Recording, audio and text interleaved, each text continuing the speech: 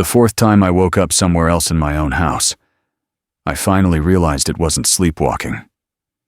I opened my eyes face down on the bathroom tiles, cold, wet, and covered in rainwater that shouldn't have been there. My hair was dripping. My clothes were soaked through, as if I'd been standing outside in a storm for hours. But the doors were locked. Every single one. There was dirt under my fingernails, fresh, damp. And before I could even stand up, something in the hallway whispered my name, like it had been waiting for me to wake up. I should have died the first night this happened, but something kept putting me back. Welcome back to the channel. Before we continue, I want you to do something for me. Take a second. Breathe. If you're watching this at night, switch on your fan or a small light, just enough to stay cozy. I know some of you like the cold breeze when listening, so adjust whatever makes you comfortable. And as always, I hope you're doing okay. These stories can get heavy, so take care of yourself too. Now, let's continue. The first time it happened, I told myself it was nothing. A fluke, maybe stress, exhaustion, anything logical. But that night, the weather felt different. It wasn't just rain. It was the kind that makes the walls feel thinner. I remember going to bed around midnight. The storm outside was loud enough to shake the window frames, but I'd lived through worse. I locked the bedroom door, turned on my white noise machine, and lowered into a dreamless sleep. When I opened my eyes again, I wasn't in my bed. I was on the living room floor, lying on my side near the coffee table. The carpet was damp beneath my cheek, like someone had spilled water or dragged me through it. The windows were open, all of them. Rain pouring in, soaking the curtains, pooling on the wooden floor. I never leave my windows open during storms. Never. But the part that froze me wasn't the water. It was the footprints, a trail of them, leading from the hallway, all the way toward me. They looked like mine at first. Same size, same stride. But when I looked closer, I noticed something that didn't make sense. The footprints weren't leading toward the bedroom. They were leading away from it. And the last footprint stopped directly beside me, like someone had been standing over my body, watching. I thought the living room incident was the end of it. I cleaned up, shut the windows, tried to convince myself I'd sleepwalked for the first time in my life. People develop habits late, right? Stress can do strange things. The storm didn't stop that night. It only grew louder, like it was pressing against the house, trying to force its way in. I went to bed again, fully dressed this time. Sat upright for almost an hour, trying to listen for anything. Any pattern in the rain, any creak in the floorboards. But eventually, exhaustion pulled me down. When I opened my eyes, the ceiling was too close, and the air, it tasted like dust, mold, and metal. I wasn't in my bed. I was in the attic. I haven't stepped into the attic since moving here. It's cramped, filled with insulation, and old boxes the last owner left behind. I didn't even remember how to open the hatch without a ladder, but I was lying directly beneath it. The rain was hitting the roof so hard it felt like the house was breathing under the pressure. I sat up slowly, brushing insulation off my clothes, trying not to inhale the dust. That's when I saw it. A wooden chair. Not mine. Old, scratched, and facing directly toward the attic opening, like someone had carried it up here just to watch. I reached out and touched the seat. It was warm. Someone had been sitting in it recently, maybe minutes before I woke up. I tried to stand, but my foot slipped on something in the dark. When I shined my phone's light on the floor, there were footprints. Not dusty prints, clean ones, made from bare feet, pressing into the dust and insulation. They were longer than mine, wider. The stride didn't match the way I walk. And they led down toward the attic hatch, like someone had climbed the ladder in the dark and then come back up. Someone was climbing the ladder, but it wasn't me. I should have called someone after that. A neighbor, the police, anyone. But I didn't. Not because I wasn't scared, but because I suddenly felt like the house was listening. Any movement, any whisper, any phone call, it felt like something was paying attention to me. I barely remember how I made it through the rest of the night. I stayed awake until morning, left all the lights on, checked every lock twice. When the storm finally ended, I thought I'd get a break, that maybe this all had some logical explanation. I was wrong. 2 nights later, it happened again. I remember lying in bed, staring at the ceiling. I refused to close my eyes. But at some point, I must have drifted. This time, when I woke, there was no rain above me. No sound at all. Just stillness. My back was cold. The floor beneath me felt like concrete. I sat up slowly and realized I was in the basement. I never used the basement. Too dark, too damp. And yet, around me were candles. Dozens of them, set in a perfect circle around where I had been lying.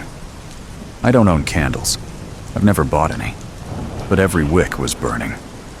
I stood up, completely disoriented, and from the far end of the basement, on the stairs leading up to the hallway, I heard something. A wet sound, slow, dragging. Like something heavy was being pulled up the steps, 1 inch at a time. The smell hit me next. Copper, damp wood, and something else. Something old. I reached for my phone. No signal. Of course. I thought about running upstairs, grabbing my keys, calling the police. But something in me froze, like the moment I made a sound. Something would look directly at me. I backed into the corner, trying not to breathe too loudly, staring at the staircase as the dragging got louder, closer, almost reaching the final step. Whatever lived here, it didn't want the police. It wanted me. Has anything like this ever happened to you? Tell me in the comments so I know I'm not alone. After the basement, I realized this wasn't something I could outrun by ignoring it. It had patterns, intent, timing, and the worst part was, I didn't know how much it was learning about me. So I tried something simple. Stay awake, hold on long enough to break whatever it was doing to me at night. I armed myself the way a desperate person does. Lights on, every lamp in the house burning at once. The TV was playing some late-night documentary just for background noise. I brewed the strongest coffee I could make, a full pot. I sat in the living room, back straight, forcing myself to stare at anything bright. It was almost comforting at first. The warm lights, the hum of the refrigerator, the way the rain outside softened into a steady rhythm. But storms can trick the mind, especially when they don't stop. It was nearly 2 a.m. when I felt the house shift around me. Not physically, but the atmosphere. Like the air changed pressure. A subtle tightening you'd only notice if you were hyper-aware. And then I heard it. A single click. Sharp, metallic. It came from behind the wall, somewhere near the hallway. At first I thought it was the power, or something in the pipes. But then it happened again. Faster this time.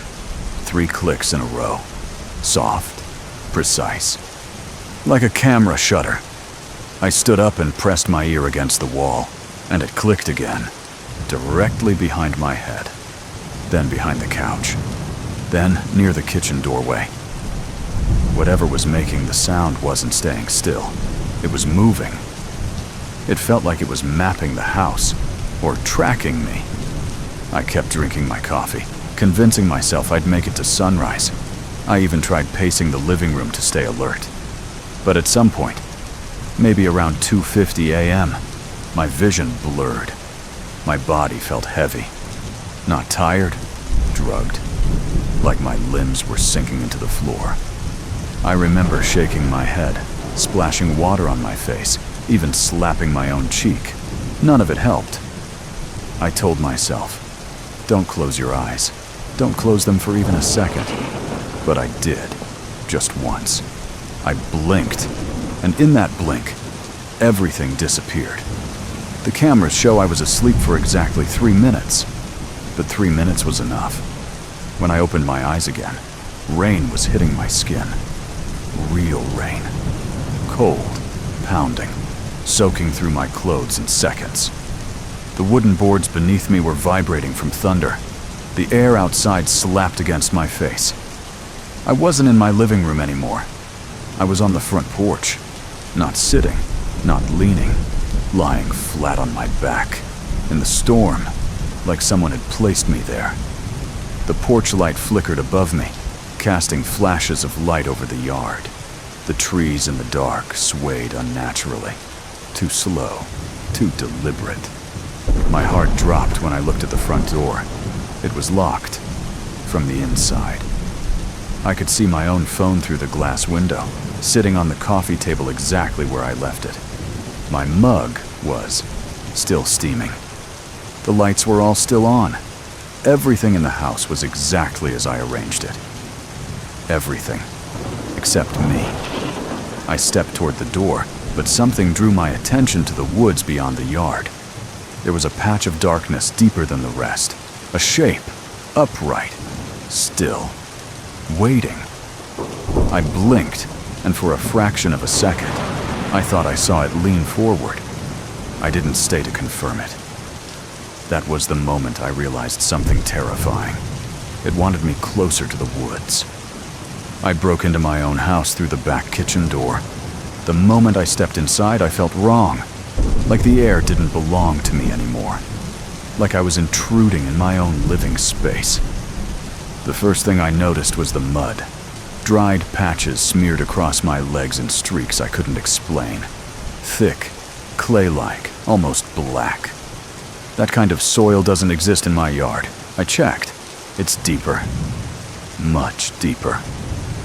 Then there were the scratches. Thin lines running across both my arms. Not from branches. Not from thorns. These were too uniform. Too straight. Like someone dragged something across my skin while they were carrying me. Because that's what it looked like. Not that I walked anywhere. That I was carried. I staggered to the sink and splashed water over my face. My reflection in the window startled me. I looked pale, jaw tight, eyes unfocused, like I hadn't truly woken up yet. When I checked the clock, it said 7:18 a.m., but the last thing I remembered was 2:53 a.m. I had lost over 5 hours. I searched the house for any sign of what happened. Footprints, mud, anything. But the floors were clean, too clean, like someone had wiped away every trace. Except one. On the kitchen counter, placed perfectly in the center, was a photograph. My breath caught in my throat as soon as I saw it, because I recognized the room. It was my bedroom, but not how it looked now. This picture showed me sleeping, in the exact clothes I had worn 2 nights earlier. I turned the photo over, and the moment I read the handwriting, my stomach dropped. Room 4 done. I stood there for what felt like minutes, counting each place I'd woken up. Living room, attic, basement, porch, 4. 4 nights, 4 locations, 4 disappearances. It hadn't repeated a room once, which meant something very simple, very horrifying. It wasn't finished with the house. It was moving through it, room by room, and I had no idea how many were left. After I found the photograph labeled Room 4 Done, something in me broke, or maybe it activated. I no longer felt like a victim waking up in random places. I felt hunted, chosen, cataloged. I didn't want to wait for nightfall again. I needed to know what it was doing to the house, or what it was using inside the house. So, For the first time since this all began, I decided to search everything. I turned off every light, not because I wanted darkness, but because I needed to rely on just one source. My flashlight, a single beam to focus on, something narrow, something controlled, something I could point directly at whatever was following me. Before I started, I checked the locks, every door, every window. They were sealed shut. Good. Or maybe not. I couldn't tell anymore if safety meant keeping things out or keeping me in. I began in the hallway. Thunder rolled overhead, dull and heavy, shaking dust from the vents. What unsettled me wasn't the noise. It was what the thunder covered. Between the rumbling, I heard something faint. Not footsteps, not breathing. More like whispering. Not words, just a soft vibration buried beneath the storm. The kind you almost mistake for your own thoughts. I walked past the bathroom first. The same bathroom where I woke up on the cold tiles. The memory of water dripping from my hair felt closer than it should have. Too recent. As if someone had repeated the moment over and over until it stuck. Nothing inside. No footprints. No water. Just my own reflection staring back at me, hollow-eyed from exhaustion. Next was the bedroom. I moved the flashlight slowly across the sheets, checking for anything out of place. And that's when I saw it. A deep indentation on the left side of the bed. My side is the right. Always the right. I haven't slept on the left in years, but the sheets were pressed down, the imprint clear, as if someone heavy had lain there for hours. I touched it with the back of my hand. It wasn't cold. That meant something had been there after I woke up in the kitchen, after I found the photograph. That indentation wasn't old. The smell hit me next, a thick, earthy scent drifting through the hallway. Fresh soil, damp, heavy. The same scent that coated my legs when I woke up on the porch. It drifted out from beneath the bedroom door, as if something had brushed past the carpet and trailed it behind. I followed the scent, step by step. It led me toward the basement. I stopped at the basement door and held the flashlight steady. The smell was strongest there. Too strong, like the ground beneath the house had opened. My hand hovered over the doorknob, and the moment my skin touched it, I recoiled. It was wet. Not rainwater. Not condensation. This was thick, warm, and unmistakable. Something from inside the basement had touched the doorknob, recently. I wiped my hand on my jeans and pressed my ear to the wood. Nothing. No dragging sounds. No breathing. Just the low hum of the house under pressure. I thought I was ready to open it. But then something unexpected happened. The hallway lights flickered on by themselves. One after another. A cascade of brightness sweeping toward me, like the house was revealing the path on purpose, or warning me. The attic door creaked above me. Not all the way, just enough for air to move. Enough to remind me that something had been sitting in on that chair, waiting for me the night I woke up there. Then the floor beneath me vibrated, just once. A single, short tremor, as if someone heavy had taken a step directly underneath, in a place no room existed. That's when it hit me. This wasn't about rooms, not exactly. Everything had been so deliberate. The locations, the timing, the strange movements in the walls. The places I kept waking up weren't random. They were being chosen, in order, as if the house was bigger than it looked, as if it had sections I hadn't seen yet. I stepped back from the basement door, scanning the hallway, the ceiling, the vents, the corners, the places you never look at long enough to question. And suddenly, for the first time, I noticed something I had never paid attention to before. The measurements of the hallway didn't add up. There was more space than there should have been between the bedroom and the kitchen wall. A gap I'd never seen. A void. The kind of measurement that made no sense unless there was another space inside it. There weren't just rooms. There were places in this house I didn't know existed. Realizing the house's measurements were wrong didn't just worry me. It made me sick. Physically nauseated. Because if the architecture didn't line up, then something had been lying to me since the day I moved in. I kept replaying the distances in my head. Hallway to kitchen, kitchen to bedroom, bedroom to hall closet. The math didn't add up. It never had. Something was in the empty spaces, something living between the walls. I went back into the bedroom with a sense of dread I can't describe. The air felt heavier. My own footsteps sounded muffled, like the carpet was swallowing the sound. I opened the closet slowly. For years, I'd used it without thinking. Just a place for my clothes, boxes, all the usual clutter. But that night, everything inside looked wrong. The shirts hung a little too still. The shadows cast by the flashlight hit the back wall in a way they hadn't before, like the closet was deeper, wider, breathing. I ran my fingers along the wall, pressing lightly. Just wood, or so I thought. Then I felt it. A seam. A single, almost invisible vertical line down the back panel. It shouldn't have been there. I pressed harder. The panel flexed. The wood dipped inward under my palm like something rotten beneath a painted surface. My flashlight beam trembled. I hooked my fingers under the edge of the panel and pulled. It resisted at first, gripping the frame like it didn't want to move. But with a crack, a dry, aching sound, the panel came loose. Behind the panel was a door, small, too small for an adult to use comfortably.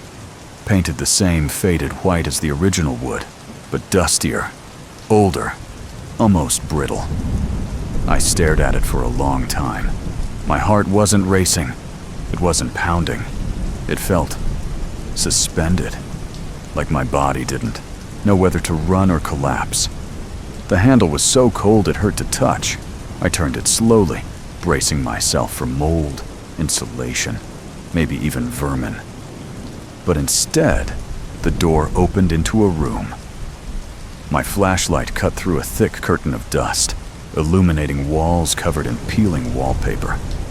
Ugly floral patterns, pale green and brown, the kind you'd see in old photographs of farmhouses from the early 1900s. The air was icy, but not fresh. Stagnant. Heavy. Like a long sealed space suddenly exposed to decades of trapped breath. My beam hit a small dresser, wood swollen with age, legs uneven, drawers half open as if someone had left in a hurry. I stepped inside, my socks absorbing the cold floor. The boards creaked softly under my weight, not with age, but in response, as if something beneath them shifted back. On the far right was a small metal bed frame, rusted, thin, painted white, but most of the paint had chipped away, revealing corroded metal underneath. A tiny mattress lay on it, sunken, discolored, fabric fraying. The sheets were old, but intact, handmade, patterned with faint blue stars. And on the center of that mattress was a fresh indentation, a perfect outline of a small body lying curled on its side. No dust had settled into it, no debris, no cobwebs. It was recent. I touched it with my fingertips, barely grazing the surface. It wasn't just warm, it was warmer than the room itself, like someone had been lying there only minutes before I entered. And that's when the impossible sound started. Rain began dripping from the ceiling. Not from a leak, not from a pipe. My house has no plumbing above this room, no access, no vents. But thick drops of water fell from the ceiling in slow, deliberate taps, landing on the metal bed frame. Tap, tap, tap. The smell hit me next. Earthy, rich, unmistakable. The same smell that coated my legs when I woke on the porch. Soil. I reached up with my hand. The ceiling felt damp and cold, but the water that dripped down my arm felt warm, like it had passed through something alive before falling. I turned the flashlight toward the wall opposite the bed. That's when I saw them. Rows of framed photographs, old wooden frames, some cracked, some warped from moisture, all covered in a layer of dust, except the glass. The glass looked recently wiped. I stepped closer. My breath fogged the surface of the frames. There were children in most of the photos, families, warm smiles, posed group shots. The furniture behind them was familiar.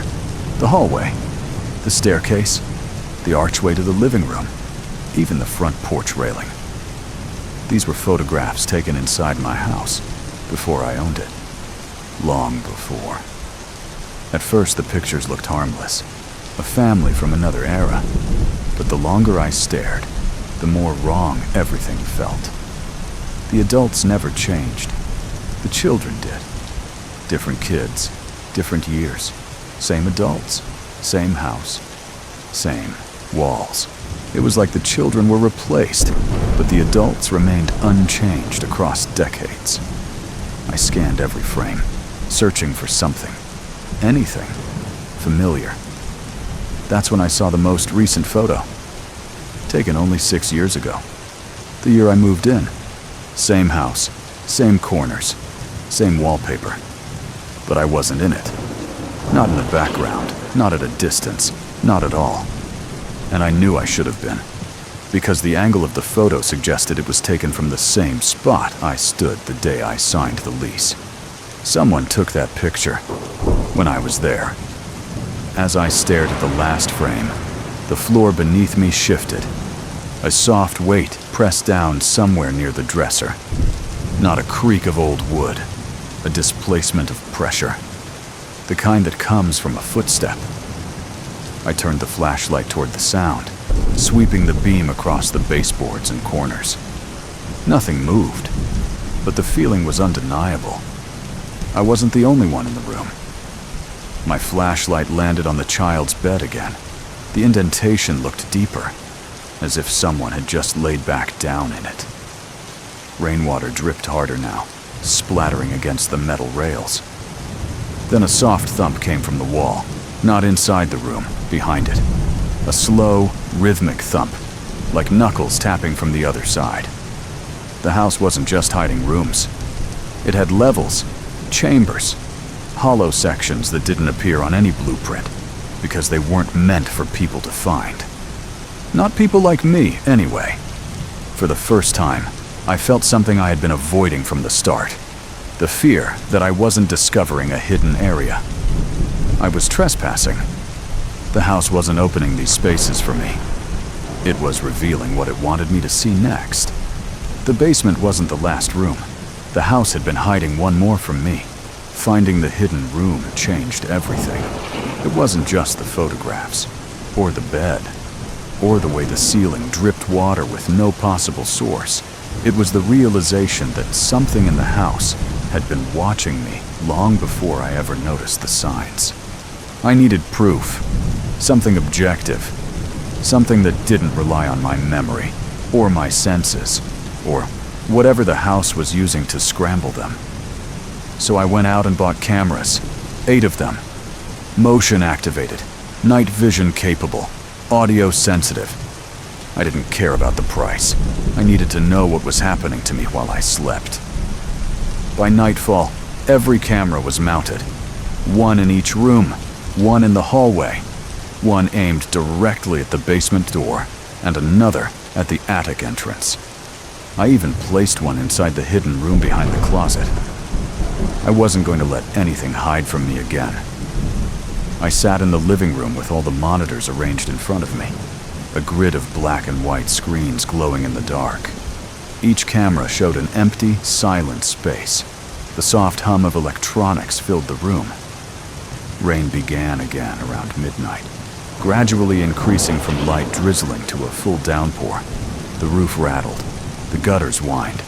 Sometimes it felt like the rain was knocking, asking to be let in. I kept the lights off except for the monitors. I didn't want reflections or glare, just raw footage. Hours passed. I drank coffee. I paced.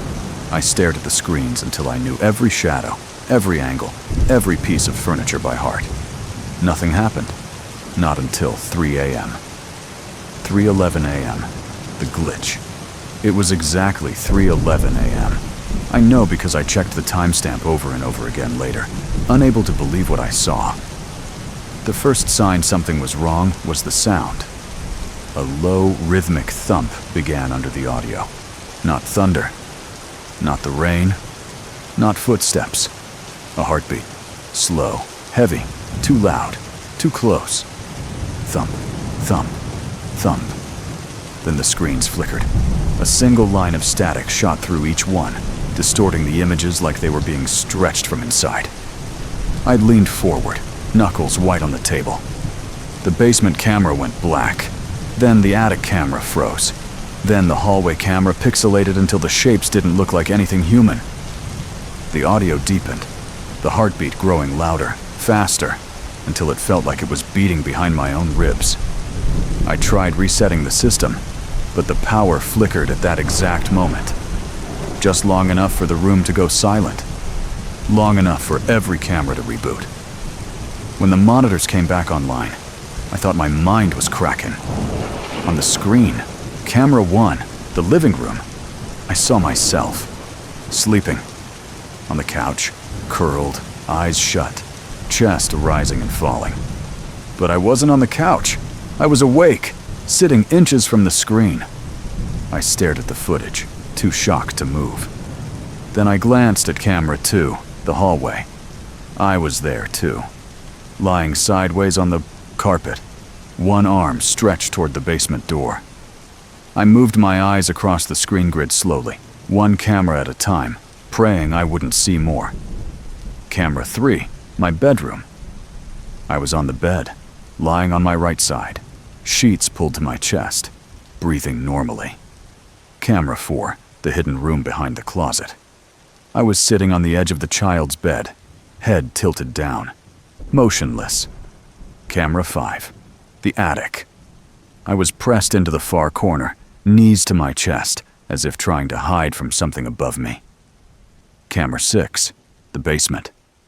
I was standing in the circle of candles from before, facing the stairs, completely still. My body went cold. So cold, my breath shook. Every angle, every room, every location I had woken up in over the past week had a version of me inside it. Sleeping, sitting, standing, waiting, all at the same time. Each one of them breathing, alive, real. Then something even stranger happened. The monitors began flickering with reflections, tiny flashes of distorted surfaces rippling across the screens. At first, I didn't understand what I was seeing. Then it hit me. Rain. Reflections of falling rain. Inside the house. Inside the rooms. As if the storm wasn't outside anymore, but dripping through the cameras themselves. The reflections ran across the faces of the sleeping versions of me, dripping down their cheeks, soaking their clothes, wetting the floor beneath them, even though the actual rooms were bone dry. It looked like the house wasn't capturing the real rooms.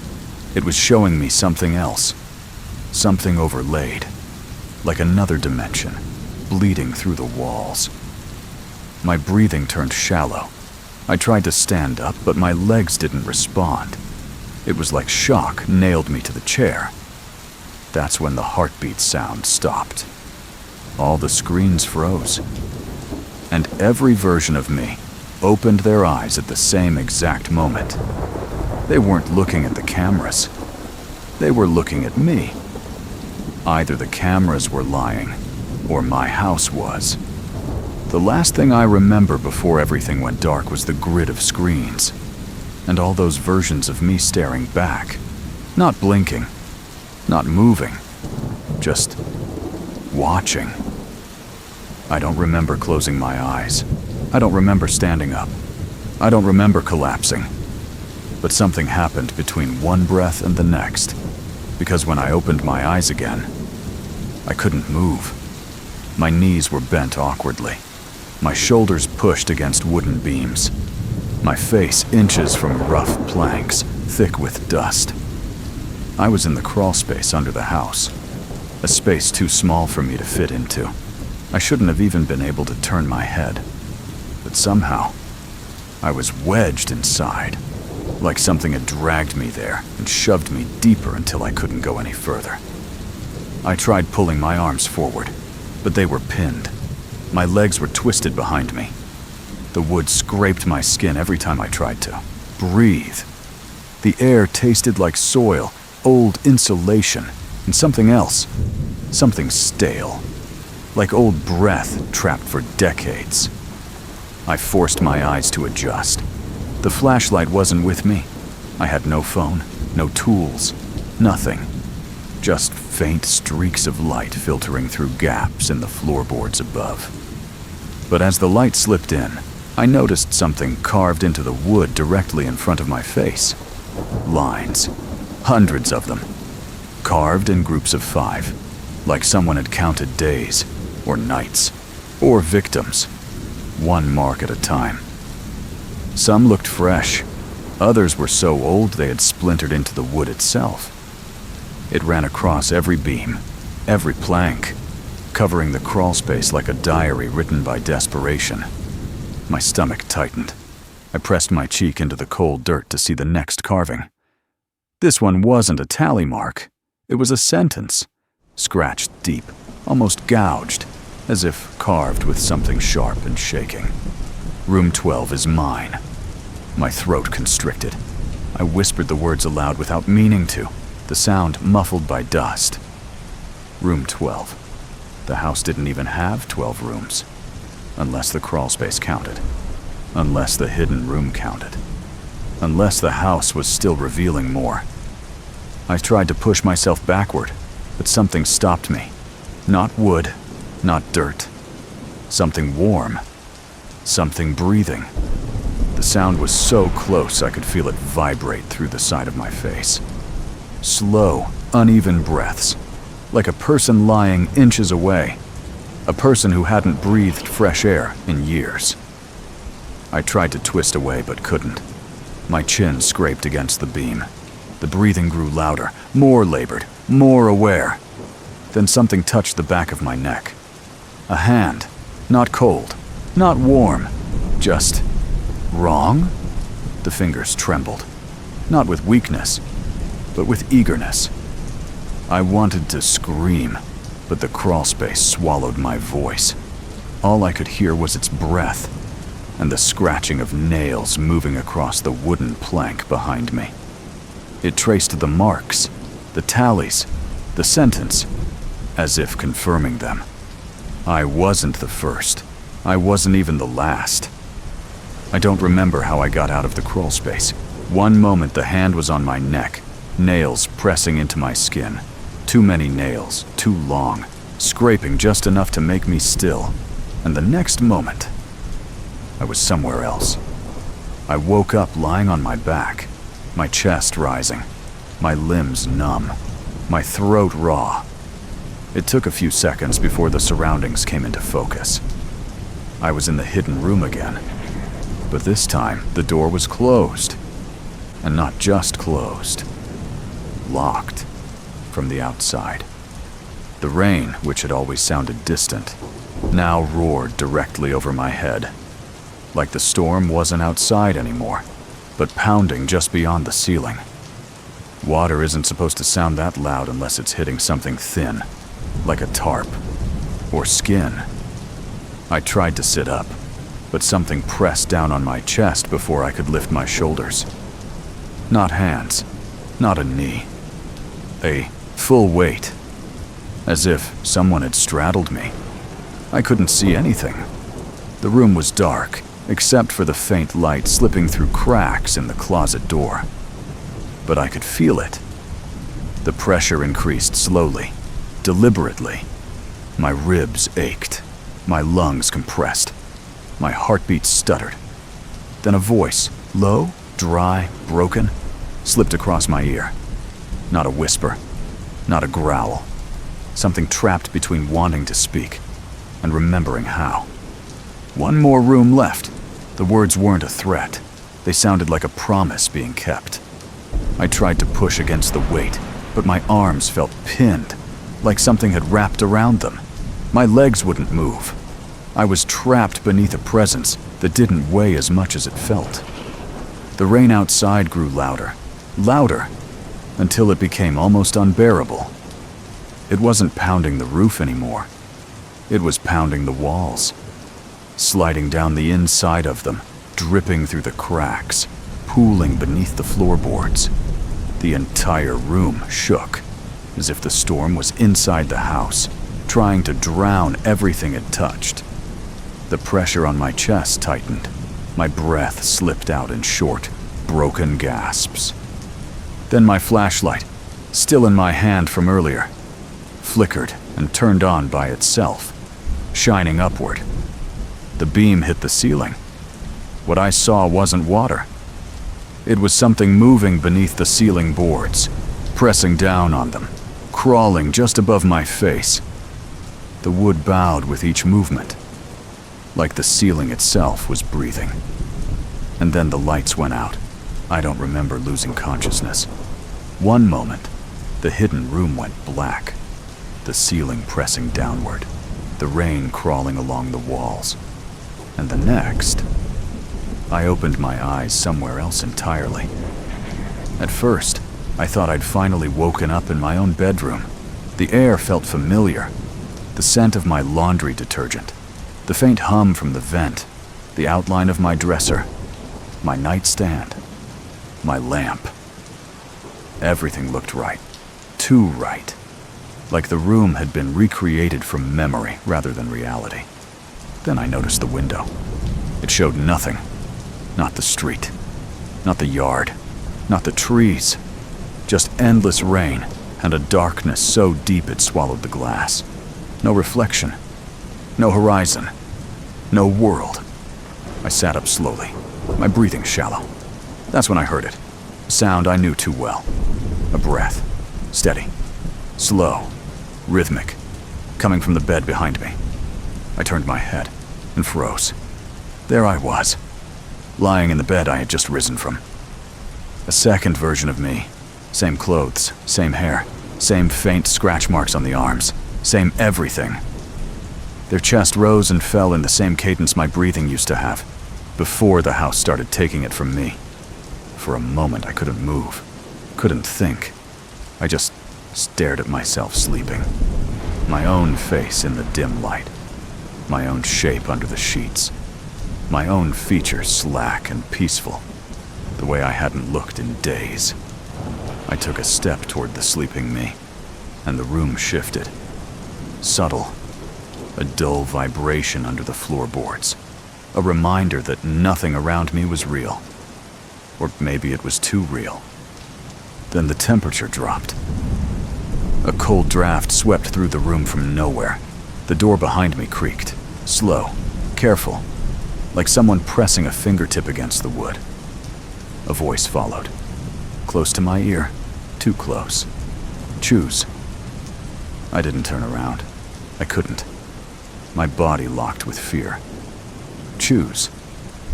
This time the voice wasn't behind me. It came from everywhere. The rain outside the window seemed to echo it. The walls pulsed with it.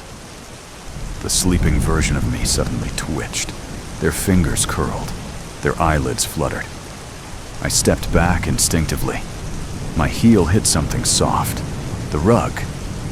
But it felt wrong beneath my foot, as if the ground wasn't stable beneath it. The other me inhaled sharply, as if waking, as if aware. The voice spoke again, quieter now, almost a whisper in my chest rather than my ear. One is real, one isn't. Choose. My heart hammered so hard it drowned the rain.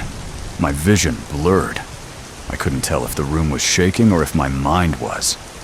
For one terrible moment, The sleeping version of me opened its eyes. Not slowly, not gently. Snapped them open, wide, locking onto mine. I stumbled backward, breath caught in my throat. Their pupils didn't move, didn't adjust, didn't blink. They watched me without expression, without hesitation, like they had been waiting for this moment all along. I don't know how long the stare lasted. A second? An hour? Time didn't exist in that room, only the choice. There are decisions you make instinctively, without logic, without reason. This was one of them. I moved, not toward them, away.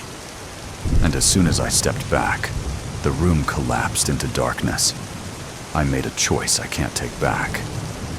When light finally returned, I was lying on the floor of my actual house. My real house. The familiar smell of the hardwood.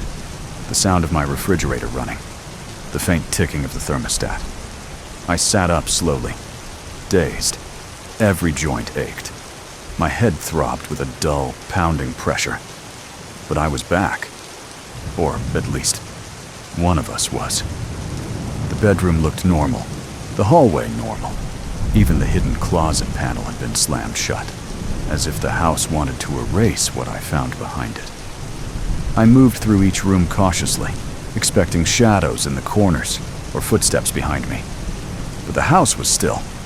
Too still? It felt empty. Not peaceful. Empty. Like something had been removed. Taken. Completed. Then I saw it. A photograph lying on the living room floor. Crisp. Fresh. No dust. No folds. I picked it up with trembling fingers. It was a picture of me. But not sleeping. Not unconscious. Standing. In the hallway. Turning toward the camera with an expression I don't remember making. On the back, in the same handwriting as before, were 4 words. Room 13. Complete. My chest tightened. Room 13. That meant it had finished something. Or someone. I walked toward the attic without knowing why. Something pulled me there. Instinct. Dread. Momentum. As I reached the hallway, the attic door, sealed tightly earlier, began to open on its own. Slowly. Softly. No wind. No pressure. Just a deliberate movement, like a hand on the other side easing it open to watch me. The house breathed again, the same air I felt in the crawl space, the same presence I felt on my chest. The rain outside intensified, but the sound inside the house grew even louder, as if the storm wasn't out there anymore, as if it had moved in. Everywhere I walked, puddles formed behind me. Drips tapped from the ceiling. The walls shimmered with moisture as if sweating. I don't know how many nights it's been since then. I stopped counting. I don't sleep anymore. Not because I'm scared of the dreams, because I still wake up in different rooms. Rooms I've never seen. Rooms that aren't part of the house. Rooms that shouldn't exist at all. I haven't slept in days, but I still wake up somewhere else every morning. Tell me what you think is happening. Am I the original or the replacement? Comment your theory.